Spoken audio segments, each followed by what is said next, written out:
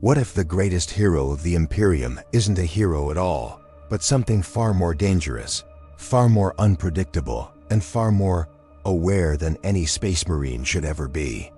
Thunder rolls across a sky smeared with ash as a lone figure moves through the wreckage of a battlefield long since claimed by silence. His armor, once a proud cobalt blue, now bears the scars of 100 fights, each mark etched into ceramite like the memory of a wound. Captain Titus of the Ultramarines, the man many revere as the embodiment of imperial courage, walks with the weight of history on his shoulders. But beneath the steel, beneath the glory, beneath the carefully sculpted myth, something else moves. Something the Imperium itself refuses to look at too closely. The first whispers began as rumors half-muttered concerns inside dimly lit barracks, exchanged between soldiers who'd witnessed Titus fight with an almost unnatural calm. Some claimed he moved before the enemy did. Others swore he survived blows that should have ended even a transhuman life.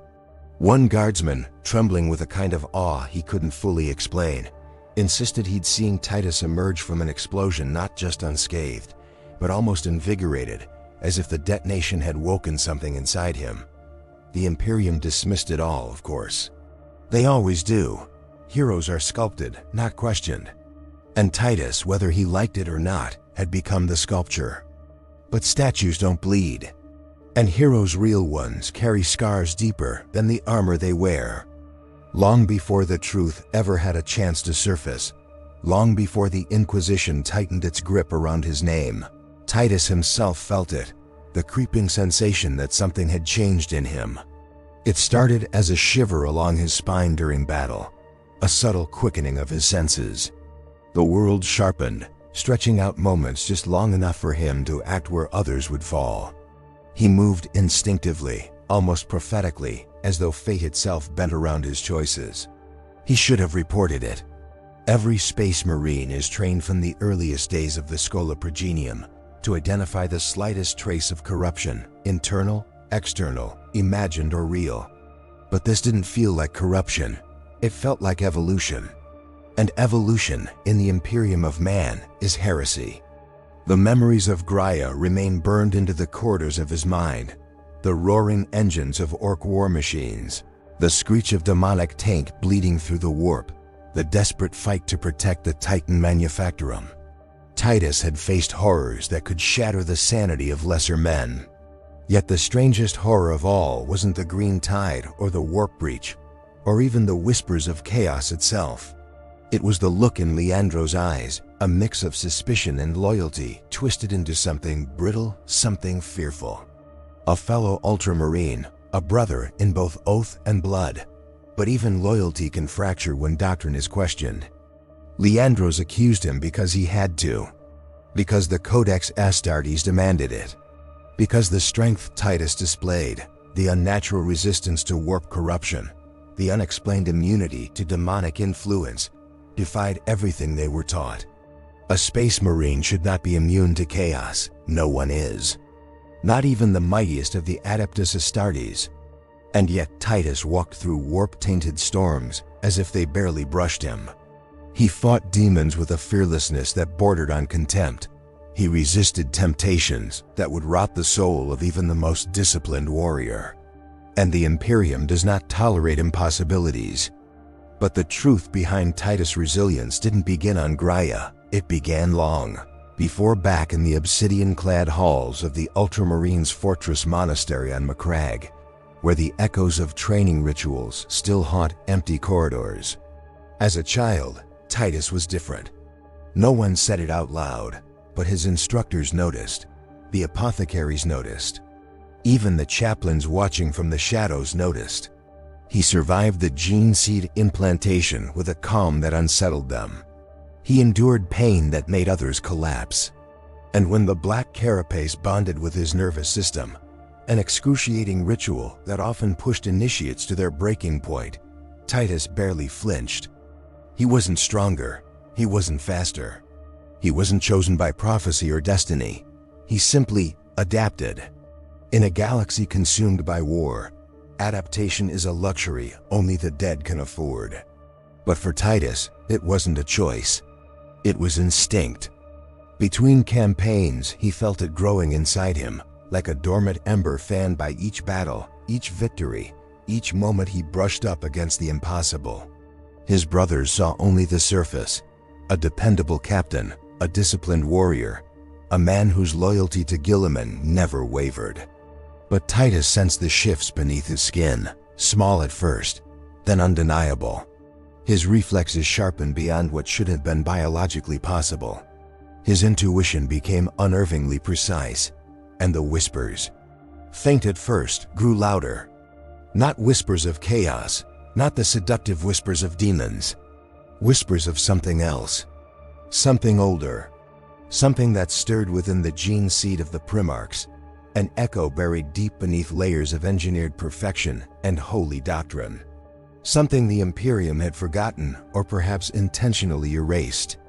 The idea that the Astartes could evolve beyond their design was a threat too great for anyone to acknowledge. The Primarchs themselves were anomalies shaped by the Emperor's will, touched by forces far beyond human comprehension. But what if their sons could take one step further? What if a Space Marine could become something new? The Inquisition feared that question more than the answer. When the battle for Graia ended and Titus was taken away for interrogation, there were no triumphant songs, no honorifics carved into stone. Only the cold grip of suspicion and the silent march of black-robed agents guiding him into a cell where the lights never fully went out. They asked him the same questions again and again. How did you resist the warp? Why did the demonic corruption not touch you? What did you hear when the breach opened? Titus answered honestly. He had nothing to hide. But honesty was, in the eyes of the Inquisition, merely another form of deception. They probed his memories, dissected his thoughts, measured every twitch of his muscles under psychic scrutiny. Days bled into nights, nights into cycles he couldn't track. The only constant was the quiet certainty inside him, a certainty he didn't understand, a certainty that frightened them more than any lie ever could. He wasn't tainted, he wasn't corrupted, but he wasn't normal. The Imperium does not forgive abnormalities. They eliminate them, they bury them. They smother them beneath layers of propaganda and rewritten histories until all that remains is a sanitized version of the truth. Yet Titus endured. Not because he was invincible, but because something deep within refused to break. Something that shielded him from fear, from despair, from the gnawing realization that he was becoming an anomaly in a system built on rigid control. He held on to duty, to honor, to the memories of the brothers he fought beside. And slowly, the Inquisition realized something they could not accept, something they could not afford to reveal. Titus was not what they thought he was, and they had no idea what to do with him. Rumors leaked quietly, carefully into the ranks of the Ultramarines. Stories of psychic tests that yielded ambiguous results. Genetic scans that revealed slight deviations in his gene seed. Reports sealed so tightly that even high-ranking officials whispered about them behind closed doors. The Inquisition, unable to classify him as corrupted, began to suspect something far more unsettling. What if Titus represented a new branch of evolution within the Imperium's most sacred warriors? What if the Ultramarines, meticulous, disciplined, unyieldingly loyal, had birthed something they couldn't control? A Space Marine who could walk through warp storms without being touched, who could feel the shifts of reality before they happened, who could adapt instinctively to threats no one else could withstand. To the Imperium, such a being could be a miracle, or a threat. In the years after his disappearance from public record, Titus' name became a myth whispered among Astartes who dared to question their place in the galaxy. Some believed he had been executed in secret. Others claimed he'd been locked away in a stasis chamber, preserved like a dangerous artifact. But a few, those who served alongside him, those who watched him fight with a fury that bordered on divine, believed something else entirely. They believed he was still out there. The galaxy is vast, and the Imperium's shadows are deeper than any mortal can fathom. Within those shadows, Agents move without trace. Missions begin and end without witnesses, and warriors who do not fit the narrative simply vanish. If Titus escaped or was released, or perhaps sent on missions so secret even the Ultramarines knew nothing of them, he could be walking worlds no one has written about, fighting battles no one will ever witness, shaping outcomes in silence. But the Imperium cannot hide everything, not forever. And recently, strange reports have begun to surface from war zones far from Ultramar. Anonymous accounts from guardsmen who claim to have seen a lone warrior tear through heretic lines with inhuman precision. Cultists whisper about a blue-armored angel who cuts through demons with an ease that defies understanding. And one inquisitorial agent, before disappearing, entirely sent a single encrypted message. He is changing. The Imperium believes Titus is a hero. The Inquisition suspects he is a threat. But the truth is far more complex, far more dangerous, and far more important to the future of humanity than anyone realizes. Because whatever Titus is becoming, whatever evolution is taking shape inside him, it is no longer something he can hide. And soon, very soon, the galaxy will see him for what he truly is. But the real question isn't what he is, it's what he's becoming. And why something in the warp seems to be watching him very closely. Titus felt it first as a tremor, subtle, almost imperceptible, somewhere deep in the marrow of his enhanced bones. Not a physical quake, but a shift, like the faintest ripple traveling across a pond before anyone touches it. A warning, a calling, or perhaps a memory that wasn't his at all. Whatever it was, it accompanied him everywhere now, a quiet vibration beneath consciousness, as if the universe itself had begun to whisper his name. Far beyond the borders of Ultramar, on a world forgotten by star charts and abandoned by Imperial record keepers, a storm raged across a dead continent. Black lightning danced across cracked earth, striking ancient ruins half buried beneath the sand. This place was once a shrine, long before human boots ever walked its soil. Now it was a graveyard of broken monuments, symbols of civilizations, consumed by the very forces Titus now found himself resisting. The storm parted just long enough for a figure to emerge from the dust, tall, towering, unmistakably Astartes, but not wearing the bright cobalt heraldry of the Ultramarines. His armor was scorched, its blue dulled to shadow, its sigil stripped away. The only mark left was a barely visible aquila across his chestplate, warped as though it had melted under extreme heat and then cooled into an imperfect shape, a reminder of something lost, or something forcibly removed. Titus moved with deliberate purpose, but there was something in his stride now, an instinctive precision that felt less like training and more like prophecy. He wasn't here by command. There were no orders, no superiors, no battle plans. And yet he knew he had to come. Every step felt guided, not by voices, not by madness, but by a thread of inevitability pulling him toward a truth he had spent years running from. He stopped at the mouth of a crumbling temple, its obsidian walls still humming faintly with energy older than human memory. Strange glyphs pulsed with dim red light runes, not of chaos, but of something more cryptic, more alien. The Imperium had no name for it, nor did the Inquisition ever speak of this place, though they surely knew it existed. Titus stepped inside. The interior expanded into a cavernous hall filled with pillars that twisted unnaturally upward, like the bones of a sleeping giant caught mid-transformation. A cold wind coiled around him, even with no visible source, carrying fragments of sound, echoes of battles fought millennia ago, cries of species long dead, the whisper of something ancient awakening beneath the surface. He should have felt fear. Even the strongest space marine would feel the wrongness in this place. But Titus felt something else entirely, recognition. A sound cut through the silence, a low hum, mechanical yet strangely organic, vibrating through the floor. Titus' gaunted hand tightened around the grip of his bolter, but the hum wasn't a threat. It was an invitation. He moved deeper until he reached the center of the hall, where a vast circular platform lay embedded into the ground. Its surface rippled like liquid metal as he approached, reflecting not his form, but an image he did not understand. A shadow taller than any Primarch. Eyes like burning stars.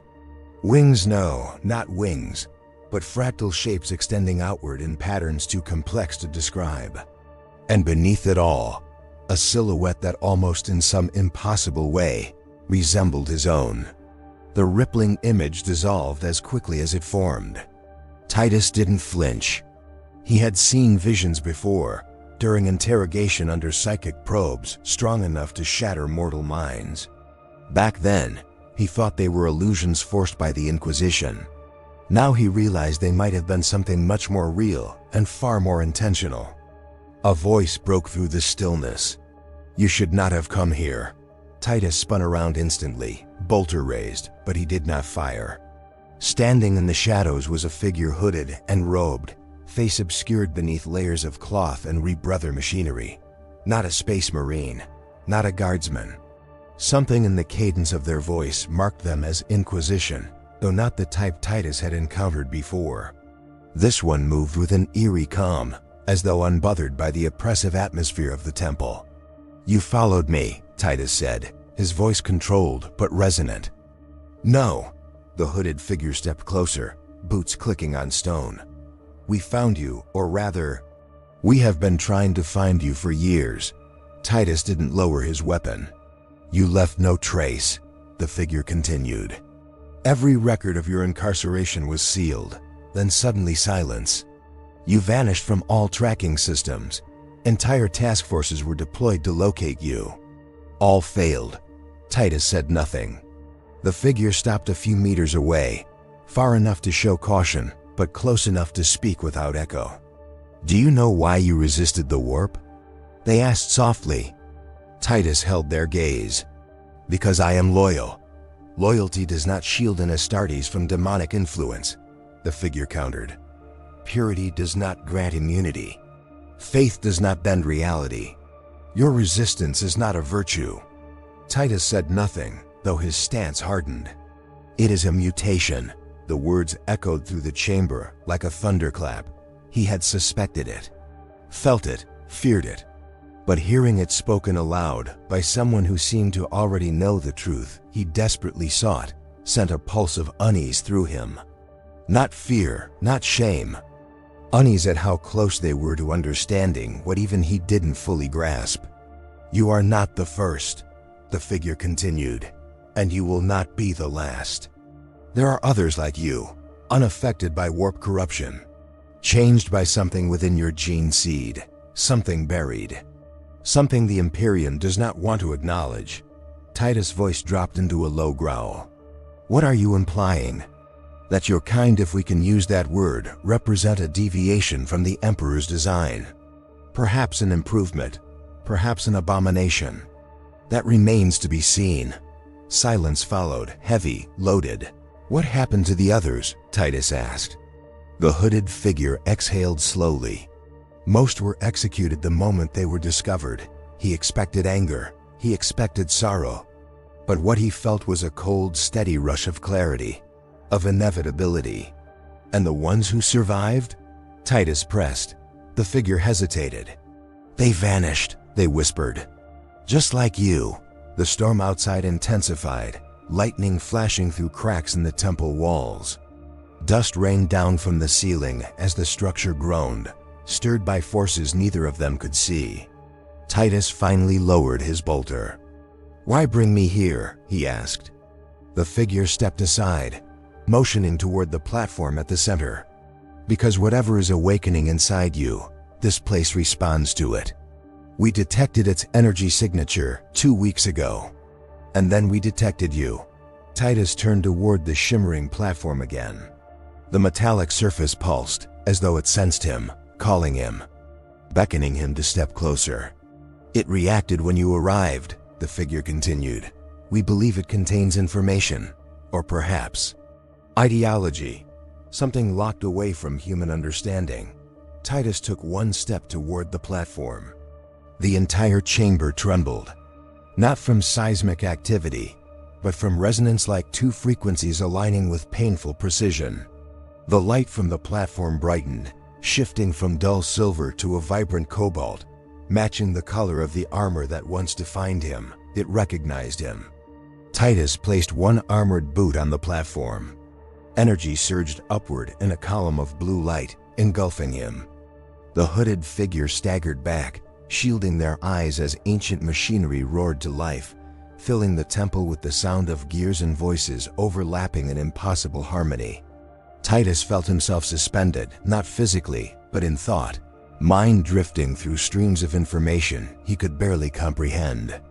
Vision struck him in flashes, a primarch standing before an emperor who looked more human than godlike.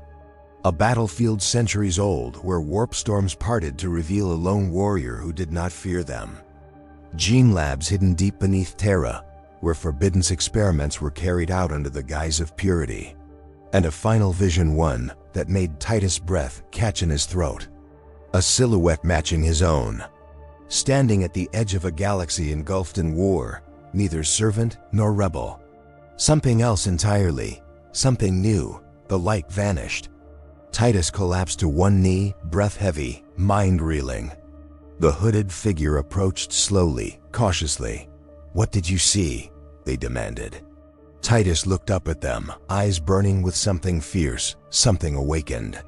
"A warning," he said. The figure stiffened. A warning of what? Titus rose to his full height, the platform still crackling with residual energy beneath him.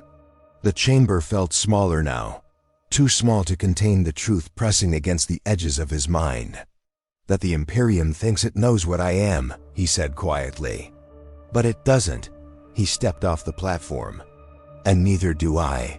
Before the figure could respond, a deafening roar echoed from outside, metal tearing, engines screaming, weapons firing. Something enormous was descending from the storm. Titus reached the entrance first. Through the swirling dust and lightning, a shadow emerged, a dropship painted black, bearing the unmistakable sigil of a secretive Inquisition faction. They had found him, and they weren't alone. Titus felt the tremor again, stronger this time. Not a warning, not a calling. A choice, one that would decide whether he remained a fugitive or became something far more dangerous. Something the galaxy was not ready to face. And as the dropship's doors opened and figures in black power armor stepped out with weapons drawn, Titus understood. Whatever he had seen in that vision, it was already beginning. The storm's howl swallowed the sound of the dropship's engines as Titus stepped into the open, dust swirling around him like a veil of ash. The figures disembarking wore armor black as void steel, each plate etched with sigils that caught the storm's lightning and reflected it in jagged flashes. They were not common agents. These were hunters, those sent only when the Imperium desired a problem erased quietly, efficiently, without echo. They moved with precision, forming a semicircle to cut off the temple entrance. Their leader emerged last, helmet retracting with a hiss to reveal a face carved by years of duty and a gaze void of fear. A woman with silver-threaded hair pulled tight against her skull, eyes sharp enough to slice through the storm itself. "Captain Titus," she said, voice steady despite the thunder overhead. "You are ordered to stand down." Titus didn't reach for his weapon. He didn't need to. The tremor inside him, the strange pulse that had followed him ever since, Gaia surged beneath his skin with sudden intensity, as though reacting directly to their presence. Or to something else approaching through the storm. "What authority do you claim?" he asked, his voice cutting through the storm in a controlled boom. The woman held up a rosette, but not one he recognized. Its shape was angular, its edges razor-sharp, its sigil fractured into overlapping layers as though representing multiple factions at once or none at all. "Authority beyond your comprehension," she replied. "You are to come with us." The hooded figure behind Titus, the one who had followed him, studied him, feared him, took a hesitant step forward. "If you take him now, you doom yourselves," they warned. "He has awakened something." This place responded to him. "You cannot simply." A bolt of energy cut the air between them, striking the ground with explosive force. The black-armored agents didn't even break formation. "This does not concern you," the woman hissed. But Titus felt it then, like a hand gripping his spine. Not physical, not psychic, a possibility, a threat, a revelation. The agents came closer, boots sinking into the sand, their armor humming with suppressed power. Behind them, the dropship's engines shifted pitch, preparing for departure, as though confident the mission was already complete. Titus' fingers twitched at his side. The tremor inside him grew sharper, louder, and then, without warning, the storm split open above them.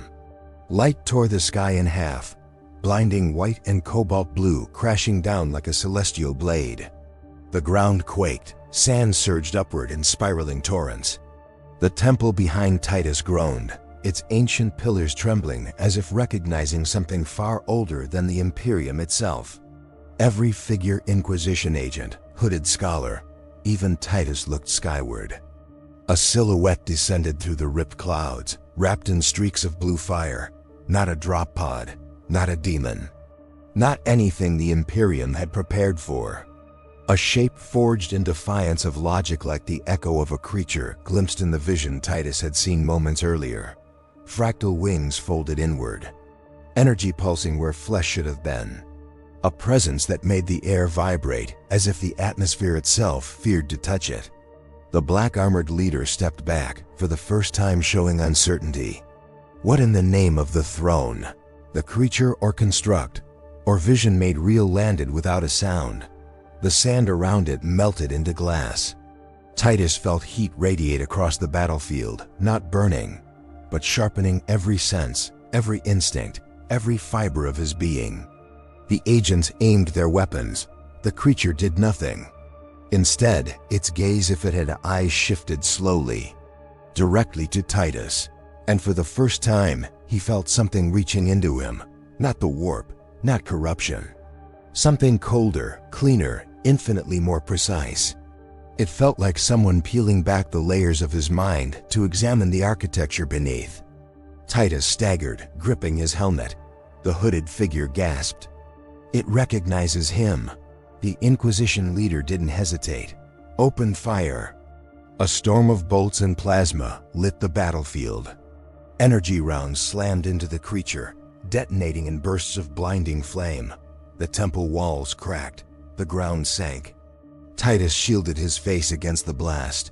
When the light faded, the creature remained exactly where it had stood, unaffected. The agents hesitated. A fatal moment. The creature raised a hand. Reality bent. Not space, not time, something deeper. The air itself split in jagged lines, as though the universe were cracking like glass. A sonic pulse erupted outward, silent yet deafening, hurling the agents back like rag dolls. Their armor tore apart midair. Their weapons disintegrated into dust. The Inquisition leader hit the ground hard, sliding across the sand before scrambling to her feet, terror igniting in her eyes. "What are you?" She breathed. The creature tilted its head not toward her, but toward Titus again. And when it moved closer, the storm quieted, lightning halting mid-strike, as though frozen in place. Titus felt heat surge through his veins. Memories pressed at the edges of his skull, his training on Macragge, the interrogation chambers, the visions in the temple shifting, rearranging, revealing. He remembered something he should not remember. A moment during his implantation as a neophyte, not a hallucination, not pain-induced delirium. A flash, a figure standing over him, whispering a fragment of something ancient. Words that did not belong to any human language. He had forgotten them. Now they returned. And the creature echoed those same words back to him. The Inquisition leader watched in horror. Titus, step away from that thing. But he couldn't. He wasn't frozen. He wasn't controlled. He was recognizing it. The creature extended a hand toward him, palm glowing like molten sapphire. Titus felt the tremor inside him merge with the pulse of the creature's energy. It was like two frequencies finally synchronizing, producing a resonance that made the entire temple hum. His vision blurred. Not darkness, light. He saw memories that weren't memories, genetic echoes buried in the folds of his altered gene seed. Experiments conducted before the heresy. Projects hidden from even the Primarchs. A program. A precursor. A possibility the Emperor abandoned. Or feared. He saw thousands of embryos suspended in stasis chambers beneath Terra. Their forms shifting, not humans, not Astartes, something in between. Something meant to withstand the warp, not through faith or purity, but through design. Titus' heart pounded. The creature wasn't alien. It wasn't demonic. It was familiar. It was a blueprint. Something the Astartes were meant to become but never did. Or something only a few would ever become. The creature lowered its hand, its cobalt aura dimming, as though satisfied that the message, whatever it was, had been delivered. The Inquisition leader raised a trembling weapon, desperation spilling into her voice. Titus, if you stand with that thing, you become enemy to the throne. He looked at her.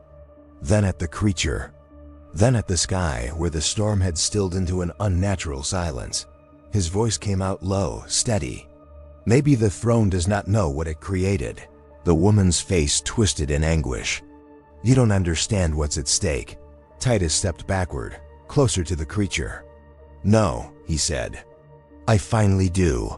The creature's wings unfurled, fractal shapes shifting in ways that made the air ripple. A sphere of blue light expanded around Titus, enclosing him in its radiant pulse. The Inquisition leader lunged forward, shouting something lost in the roar of energy. But Titus barely heard her, because as the light swallowed him, a final realization uncoiled inside him like a serpent awakening. Whatever he was becoming, whatever evolution lived within him, it wasn't random. It wasn't corruption. It wasn't mutation. It was intentional, and someone had been waiting for it. As the world dissolved into cobalt fire, one final question rose in Titus' mind sharp enough to cut through the explosion of light. If this creature was a blueprint, then what exactly was he being shaped into? The answer waited in the next breath of silence, just out of reach. Light folded around Titus like liquid fire, swallowing the world in a single blinding pulse. There was no sense of movement, no sensation of being dragged or lifted. Instead, it felt as though the universe had inhaled him, pulled him inward, until all sound collapsed into silence so complete it pressed against his skull. When the light finally receded, he was standing on solid ground. But the world around him was wrong. It wasn't a battlefield. It wasn't the storm-racked desert. It wasn't any physical place at all. Titus found himself in a vast expanse of metallic plains, reflecting the sky that looked like it had been torn open and stitched together with strands of pulsing blue energy.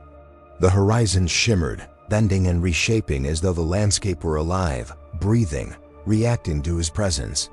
Shapes flickered at the edge of sight structures that didn't exist until he focused on them, vanishing the moment he looked away.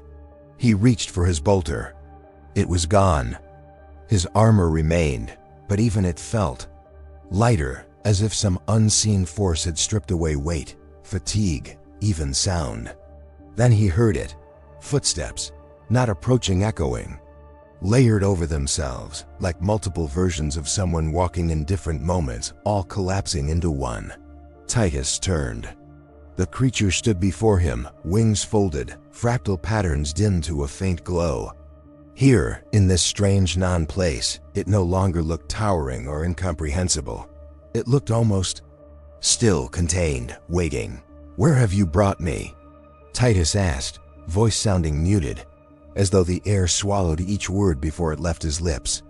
The creature tilted its head, and for the first time, he sensed its response, not as sound, but as thought brushing against thought. Not where, when. A pulse rippled across the metallic plane, distorting the sky, reshaping the distant horizon into a sea of swirling cobalt storms. Titus steadied himself against the strange gravity shift. "You speak of time," he said carefully. "But this is no future I know, no past recorded in Imperial history." The creature's wings extended slightly, and Titus felt his vision blur, not with pain, but with memory. not just his memories. Millions of fragments passed through him like shards of a shattered mirror. He saw towering figures, primarchs, their forms flickering as if distorted by interference. He saw the Emperor, not as the golden god the Imperium worshipped, but as a man thinking, choosing, compromising. He saw a chamber deep beneath the Imperial Palace, lit by humming machines that pulsed in time with a heartbeat not human. Rows of stasis pods containing forms that glowed faintly with the same blue energy that now surrounded him. The creature's thoughts pressed closer. The Emperor designed many weapons. "You are one," he abandoned before they could awaken. Titus stepped back, breath caught halfway between disbelief and understanding. "You are saying I am a mistake?" "No." The creature's response carried a strange warmth-like reassurance forced through the static of a storm. "You are a contingency." The metallic planes trembled beneath his feet. A contingency for what? The creature did not answer. Instead, its fractal wings unfurled in a slow, deliberate motion, scattering blue sparks across the landscape. The sparks hovered in the air, forming images, ghostly projections of events that did not align with any history known to the Imperium. He saw warp storms multiplying, splitting open like fresh wounds. He saw entire sectors consumed in void black flame. He saw Astartes, Ultramarines among them, falling prey to corruption, not by weakness, but by inevitability. As if the gene seed itself were being rewritten by hostile hands. He saw the Inquisition fragmented, entire factions turning on each other, each convinced they alone knew how to preserve the Imperium. Then he saw something far worse, a rift opening not in the immaterium, but in the fabric of real space. A tear so vast it dwarfed the cicatrix maledictum, spreading like a shadow with deliberate purpose. It wasn't chaos. It wasn't Xenos. It was something deeper, something fundamental reaching across reality like a hand closing around the galaxy's throat. Titus staggered. The images cut into him like blades. "Why show me this?" "Because you must understand what you were made to resist." The creature stepped closer, and its presence felt like the pressure of a star at rest, immense, yet perfectly controlled. "Your immunity to the warp is not immunity to chaos. It is immunity to what comes after." Titus' heart hammered. After chaos? What could be worse? The landscape flickered violently. The sky fractured. Waves of static tore through the horizon. He felt reality stutter around him, as if the entire dimension were beginning to collapse. The creature's voice, its presence tightened. "This place is not stable. It was never meant to hold two awakened minds." The ground ripped open beneath Titus, and he sank to one knee as the metallic plane liquefied around him, swallowing light and sound into a vortex that twisted everything sideways. He looked up at the creature. "What am I becoming?" he demanded, voice trembling with anger and something dangerously close to fear. The creature reached out, touching its fractal hand to the space between them. The air vibrated, forming a thin membrane of energy that crackled with distant echoes of something familiar and ancient. Not a weapon, not a leader, a bridge. The plane shattered completely, reality inverted. Titus felt the world snap back into existence, cold, heavy, real, sand beneath his boots. The roar of the storm returning like a tidal wave. The smell of ozone and scorched metal filling the air. He was back. The black-armored Inquisition agents lay scattered across the desert, unconscious or dead. The hooded scholar knelt near the temple's ruined steps, staring at him with wide, horrified eyes. But the creature, it was no longer in front of him. It hovered above the battlefield, wings spread wide, light flickering as though struggling to remain anchored in real space. The Inquisition leader, bloodied, armor cracked, dragged herself to her knees, raising her weapon with shaking hands. "Titus, move away from it now."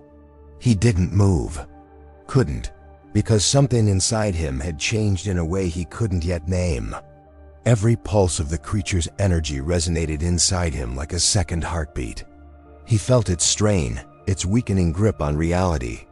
Whatever realm it had dragged him into, it had cost a great deal to bring him back. Lightning cracked across the sky as the storm intensified again.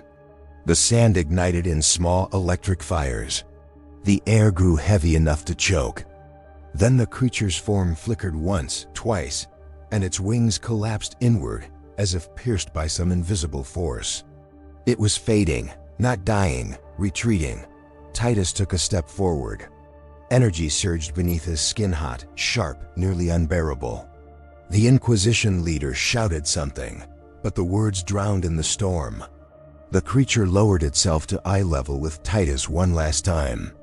Its fractal surface dimmed, revealing faint outlines beneath shapes eerily close to human. Blue sparks drifted between them like falling embers. The bridge must choose its direction. Titus froze. He opened his mouth to ask what that meant, but the creature dissolved into a burst of fractal light, scattering across the storm like shattered glass. Silence fell. Then the hooded scholar gasped, clutching the edge of the temple. "Titus, look at your armor." He looked down. The cobalt blue plates were glowing faintly, but unmistakably, with the same fractured patterns that had shimmered across the creature's skin. The patterns pulsed, once, twice, as if answering something only he could hear. The Inquisition leader staggered to her feet, staring at him with horrified realization. "Oh, throne," she whispered. "It didn't just choose you." Titus looked up as lightning split the sky. He felt the truth crystallize, cold and sharp, in the back of his mind. He hadn't merely been shown a path. Something inside him had started moving toward it. A direction had been chosen, but not by him. And the storm above seemed to hold its breath, waiting for what he would become next. The storm above him seemed to pulse with his heartbeat, each flash of lightning syncing with the strange new rhythm that now throbbed beneath his armor.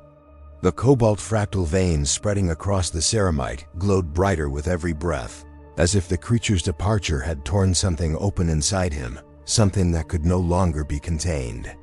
Titus stood motionless, staring at his altered gauntlets, feeling the hum of energy coil up his arms like living flame. The Inquisition leader raised her weapon again, but her hands trembled, not with fear of him as a traitor, but of him as something she couldn't name. "Don't take another step," she warned, though the warning felt hollow, barely surviving beneath the weight of what they had just witnessed. Titus didn't move. Not because he feared her weapon, but because he feared what he might become if he did. A gust of wind swept across the ruined desert, sending sand spiraling into the air like smoke rising from a battlefield long since claimed. The hooded scholar approached slowly, each footfall cautious, reverent. They stared at Titus as if witnessing the emergence of a legend or a catastrophe. "Your armor," the scholar whispered, voice thin with awe. "It's responding to something. Or someone." Titus opened his mouth to speak, but a sharp crack reverberated across the sky like the snapping of cosmic bone. He felt a fire ignite in his chest, not pain, not heat, but pressure. A force expanding outward, pressing against the boundaries of flesh, metal, memory. He staggered. The scholar reached for him. "Titus!" A pulse of blue light erupted from him, throwing them back like leaves swept by a hurricane. The Inquisition leader slammed into the sand, armor sparking as she rolled. Titus dropped to one knee, the world blurring at the edges as his senses sharpened impossibly. He could see every grain of dust hanging in the air. He could feel the vibrations of metal fragments humming beneath the ground. He could hear the faint echo of a heartbeat miles away, too slow to be human. Something was calling him, or awakening within him. The scholar crawled to their knees, shielding their face from the glare as the fractal patterns on Titus' armor spread, climbing up to his pauldrons, across his chestplate, swirling in geometric paths that shouldn't exist in three-dimensional space. "Titus!" they shouted over the rising wind. "You must fight it. Whatever that thing awakened inside you, push it down." He wanted to. Emperor help him. He wanted to. But the force inside him wasn't something he could push. It wasn't an intruder. It wasn't possession. It felt like recognizing a voice he had forgotten. a memory buried so deep that unearthing it would tear him apart. He clenched his teeth, forcing himself upright. The world around him rippled as if bending to accommodate him. The Inquisition leader rose again, agony twisting her expression. "Titus, listen to me. This is not ascension. It's contamination." Her words stabbed through the storm, sharp and terrified. Titus turned slowly toward her, his visor reflecting the blue fire dancing across his armor. "Do you truly believe," he asked, voice rumbling with something more than human resonance, "that the Imperium can classify what it never understood?" She aimed at his chest. "Whatever you think this is, the Emperor did not intend it." Titus stepped forward, the ground cracking under his boots. "Did he not?" Lightning split the sky again, but this time it didn't descend. It hovered, frozen midair, suspended like a blade held back by invisible hands. Titus stared at the suspended lightning, feeling the air shiver. The scholar gasped. "You're bending the environment around you." But Titus barely heard them, because in that frozen bolt of lightning, he saw the silhouette of the creature. Not fully formed, not present, but an echo left behind, a reminder. A guide. His mind reeled as memories and visions tangled in a rush of light. The Emperor in a hidden vault, studying something luminous and shifting. A Primarch reaching toward a crystalline structure that whispered promises of transcendence. Stasis pods full of experimental beings built to resist not chaos, but entropy itself. A design abandoned because it required too much from its subjects, too much change, too much evolution, too much risk. The voice of the creature surged inside him again, soft as a dying ember. "The bridge decides whether the old galaxy survives the new storm." He shook his head, trying to tear himself free from the vision. "Why me?" he whispered aloud. "Why choose me?" No answer came. Only the growing hum inside his body, rising like the crescendo of a cosmic heartbeat. The Inquisition leader stumbled closer, desperation cracking her voice. "Titus, you have a choice. Right now, before this thing completes whatever it started. You are still you. Don't let it overwrite that." But Titus felt the truth in his bones, heavy, certain, cold. He was not being overwritten. He was being revealed. The storm tightened into a vortex overhead, spiraling toward a single point above Titus. Blue fire poured from the sky, not burning him, not harming him, but feeding the fractal veins running across his armor. The scholar screamed to be heard. "He's stabilizing the storm. It's synchronizing with him." The Inquisition leader shook her head violently. "No one can synchronize with a warp storm." The scholar turned, horror widening their eyes. "This is not a warp storm." They pointed upward, voice trembling. "This is something else." The vortex choked off its own roar, collapsing into eerie silence. The desert went still. The world felt suspended, caught between breaths. Titus raised his head slowly, every instinct sharpened into blade-like clarity. Above him, a shape formed within the thinning clouds like the outline of a colossal structure, drifting just beyond perception. Not a ship, not a creature, something architectural, something dimensional. Its presence pressed down on the battlefield like the weight of a collapsing star. The Inquisition leader fell to her knees, staring upward with broken dread. What is that?" Titus felt his pulse sync with the distant hum of the colossal form. He sensed its attention turning toward him, a vast cold intelligence spanning dimensions he could barely comprehend. For the first time, fear touched him, not fear for himself. Fear for what his presence was inviting. The scholar's voice strangled out a whisper. "Titus, if you don't control whatever is opening, it will break through." Titus closed his eyes, and in the darkness, he saw two paths. One leading to a future scorched by an unknown invasion, the galaxy collapsing beneath an enemy without a name. The other leading to him standing at the forefront, no longer a space marine, no longer bound to genetic legacy, but something forged in blue fire, a bridge between two realities, a defender or an executioner. His breath trembled. The colossal shape in the sky pulsed, the storm distorting around it like a wound struggling to stay closed. The fractal patterns on his armor flared bright enough to blind. The ground shook. The decision he made now would shape not just his fate, but the fate of every world that would ever speak his name. He opened his eyes. The light around him exploded outward, tearing through the air in a shockwave that sent sand and stone scattering across the horizon. The vortex in the sky buckled, wobbling between collapse and expansion. The Inquisition leader shielded her face. The scholar screamed his name, and Titus, glowing, trembling, transformed, took one step forward. The colossal shape above him responded. The storm cracked open like a splitting continent. And in that final heartbeat before reality tore itself wider, Titus understood one thing with terrifying clarity. The creature had not been the harbinger. He was, and now the galaxy would have to survive whatever stepped through the door he was about to open. The sky held its breath as Titus stood beneath the fractured heavens, the last echoes of the storm fading into a vast and trembling quiet. The colossal shape that had pressed against reality only moments before now receded like a tide drawing back into the depths of an unseen sea, leaving behind a shimmering scar of pale light that slowly thinned into the atmosphere. The world seemed to settle in slow motion, as if afraid to move too quickly and disturb whatever fragile balance had just been restored.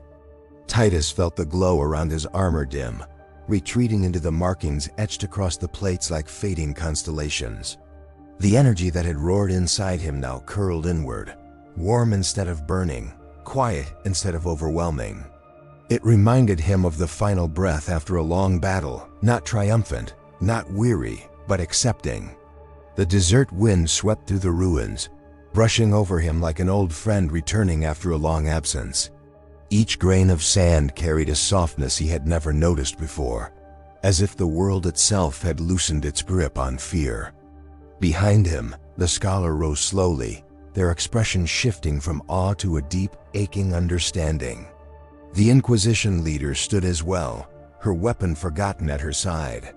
Her armor was coated in dust, her breath still unsteady, but her eyes, those hardened, unyielding eyes, held something he had never expected to see in them. Not suspicion, not dread. Something closer to recognition. Titus looked toward the sky one last time as the final remnants of the dimensional scar faded. The faint hum that had resonated through his bones now settled into silence, leaving only the distant sound of wind brushing over cracked stone. For the first time since the creature's touch, he felt fully present, anchored to the ground beneath him, grounded in a body that was still his, even if transformed. When he turned, the scholar stepped toward him with careful, reverent movements. They studied the subtle glow lingering on his armor, tracing the faint fractal designs with their eyes alone, as if afraid to disturb them. "It responded to you," they whispered, "and when the breach began, you closed it."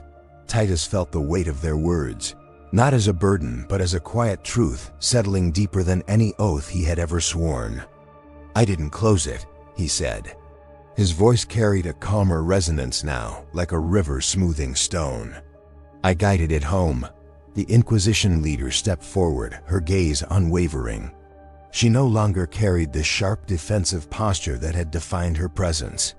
Instead, she looked at him with a kind of solemn acceptance, as if acknowledging the conclusion she had fought not to see.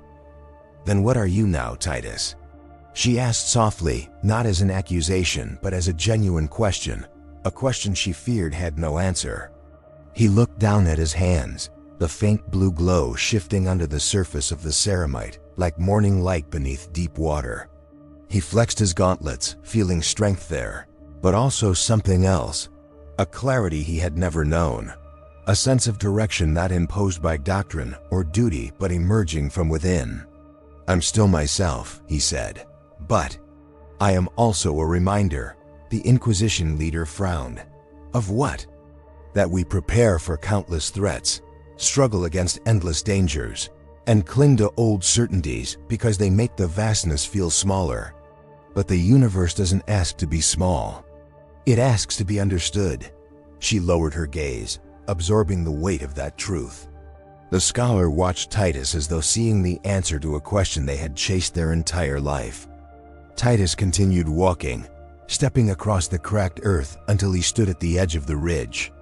The horizon stretched before him, endless and luminous, as if washed clean by the storm that had reshaped him.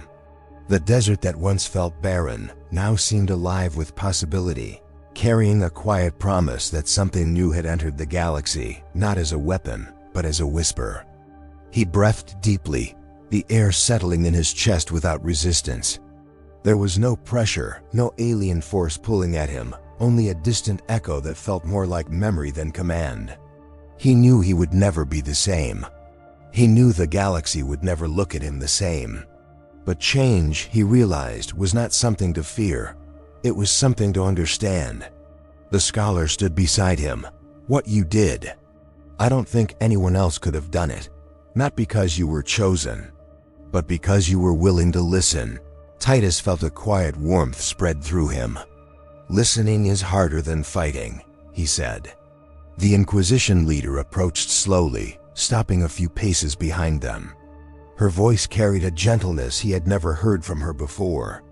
I was wrong to fear what you were becoming, she admitted. Maybe fear blinded me from what you already were. He turned to face her, and for a moment, the world felt perfectly still. The tension that had once coiled between them dissolved like mist under the rising sun. She looked at him not as a threat, nor as a phenomenon to contain, but as a man who had stood at the edge of something unknowable and chosen mercy over might. What will you do now? She asked. Titus looked toward the horizon again. The faint glow beneath his armor pulsed once, gently, like a heartbeat syncing with the world around him. I'll walk forward, he said, and I'll see where the path leads. The scholar smiled faintly. Not as a weapon, not as an anomaly. Titus nodded. As a bridge. A long silence stretched between them, calm, open, unhurried. The storm was gone, but its imprint lingered in the air, not in fear but in possibility. The desert winds carried a warmth that felt strangely comforting, sunlight breaking through the clouds in soft scattered beams that touched the ruins like gentle hands reclaiming lost ground. The Inquisition leader stepped beside him, her voice barely above a whisper. Do you think it will return? That presence? Titus closed his eyes, listening to the quiet ripple beneath reality's fabric, a sound no one else could hear, yet one that no longer frightened him. If it does, he said softly, I'll be here, not to fight it, but to understand what it seeks. He opened his eyes again, watching as the sunlight spread across the sand, turning each grain into a tiny reflection of the sky above. Everything looked unchanged, yet transformed, familiar, yet full of questions waiting to be asked. A sense of peace settled inside him, not because answers had been found, but because the fear of the unknown had loosened its grip. Sometimes, he realized, the greatest strength lay not in certainty, but in the courage to keep moving through uncertainty. He felt the gaze of the others on him, but he didn't turn.